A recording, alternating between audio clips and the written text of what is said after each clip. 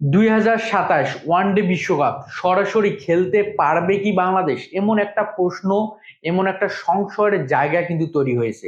যেহেতু সর্বশেষ জিম্বাবুয়ে সফরে জিম্বাবুয়ের ঘরের মাটিতে বাংলাদেশ ওয়ানডে সিরিজ হেরেছে এবং তার কারণে ফিফা র্যাঙ্কিং এর যে র্যাটিং পয়েন্ট সেখানে অনেকটা প্রভাব পড়েছে এবং এর ফলে বাংলাদেশ যদি কিন্তু একটা মার প্যাচে কিন্তু পড়তে হবে বা একটা চ্যালেঞ্জের মুখে পড়তে হবে, কিন্তু অনেকটা স্বস্তিরও কিন্তু জায়গা রয়েছে। এরকম একটা স্বস্তির জায়গা যদি আমরা বলতে যাই, টপ র্যাঙ্কিং 8-এর মধ্যে দল যারা থাকবে তারা সরাসরি কোয়ালিফাই করবে 2027 বিশ্বকাপে।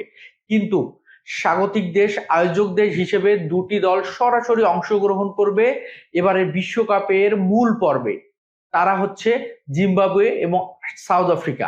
যেহেতু সাউথ আফ্রিকার টপ 8-এর মধ্যে, সেহেতু সাউথ আফ্রিকার বিষয়টা আলাদা। সেখানে নতুন করে যুক্ত হতে যাচ্ছে হচ্ছে জিম্বাবুয়ে, সেহেতু বলাই যায় দুই দেশ এবং টপ 8 বলা যায় 10টি দল সরাসরি এবার বিশ্বকাপের কোয়ালিফাই করবে এবং সরাসরি মূল পর্বে খেলবে।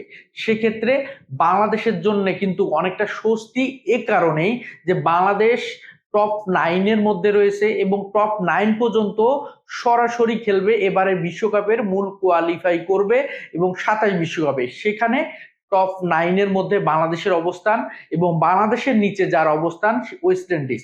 অনেকটা বলতে পারেন বাংলাদেশের ঘাড়ে নিঃশ্বাস ফেলতেছে ওয়েস্ট ইন্ডিজ। বাংলাদেশের র্যাটিং যেখানে 83, সেখানে ওয়েস্ট ইন্ডিজের র্যাটিং কিন্তু 77। তো ক্যারিবিয়ানদের সামনেও কিন্তু সুবর্ণ সুযোগ, কিন্তু ক্যারিবিয়ানরা সেই সুযোগটা কাজে লাগানো কি কতটা সহজ হবে সেই বিষয়ে কিন্তু কথা বলবো।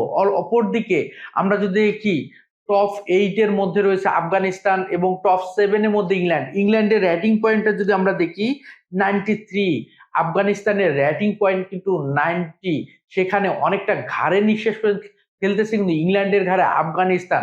অপরদিকে বাংলাদেশের র্যাটিং 83। তো বাংলাদেশের জন্য কতটা সুযোগ হবে, কতটা সহজ হবে বা কতটা চ্যালেঞ্জিং হবে। একদিকে যদি বাংলাদেশ এবং ভারতের যে টানাপোড়ান, রাজনৈতিক টানাপোড়ানের কারণে যে প্রভাবটা অনেকটা স্পোর্টসে অনেকটা চলে এসেছে এবং তার কারণে বাংলাদেশ সর্বশেষ টি-20 ওয়ার্ল্ড কাপ ভারতের মাটিতে খেলতে যায়নি, কিন্তু ভারত কিন্তু সর্বশেষ 2022 সালে বাংলাদেশ সফরে এসেছিল এবং সেখানে কিন্তু কিন্তু হেরে গিয়েছে বাংলাদেশের ঘরের মাটিতে। তারপরে বাংলাদেশের 2026-এ সেপ্টেম্বরে বাংলাদেশে মাটিতে খেলতে আসার কথা কিন্তু ভারতের, কিন্তু সেই সফরটা বাংলাদেশের জন্য অনেকটা গুরুত্বপূর্ণ। কারণ নিজের ঘরের মাটিতে যদি বাংলাদেশ ওয়ানডে র্যাঙ্কিং এর 1 নাম্বার দল ভারতকে সিরিজ হারাতে পারে, তাহলে কিন্তু যদি কিন্তু মারপ্যাচের সমীকরণে বাংলাদেশকে পড়তে হবে না, অনেকটা সহজ হবে 27 বিশ্বকাপে সরাসরি কোয়ালিফাই করার ক্ষেত্রে। সেক্ষেত্রে ভারত সফরটা কিন্তু বাংলাদেশের জন্য অনেক বেশি গুরুত্বপূর্ণ। যদি ভারত না আসে এবং ভারত সেপ্টেম্বরে ওয়েস্ট ইন্ডিজের সাথে ভারতের মাটিতে একটা ওডিআই সিরিজ খেলবে, সেক্ষেত্রে ওয়েস্ট ইন্ডিজকে তার ভারতের মাটিতে ভারতকে হারাতে হবে। তাহলেই অনেকটা বাংলাদেশকে তারা চ্যালেঞ্জ ছুড়ে দিতে পারবে এবং অনেকটা বিশ্বকাপে সরাসরি কোয়ালিফাই করার জন্য দারুণ একটা সুবর্ণ সুযোগ তৈরি হতে পারে ওয়েস্ট ইন্ডিজের জন্য। কিন্তু ওয়েস্ট ইন্ডিজের জন্য এটা কতটা সহজ হবে?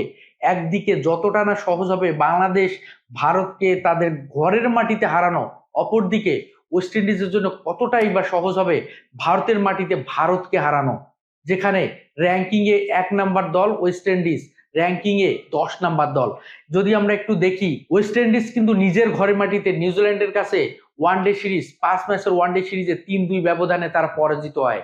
তো বলতেই পারেন ওয়েস্ট ইন্ডিজ কিন্তু খুব ভালো ছন্দে নেই, তারা ওয়ানডেতে খুব ভালো রেজাল্ট বের করতে পারতেছে না। তো সেই দিক থেকে আশা করাই যায় তারা ভারতের কাছে, ভারতের মাটিতে হারানো অনেক কঠিন হবে। সেপ্টেম্বর পর্যন্ত এই র্যাটিংটা হচ্ছে বিশ্বকাপে কোয়ালিফাই করার জন্য বিবেচনা করা হবে।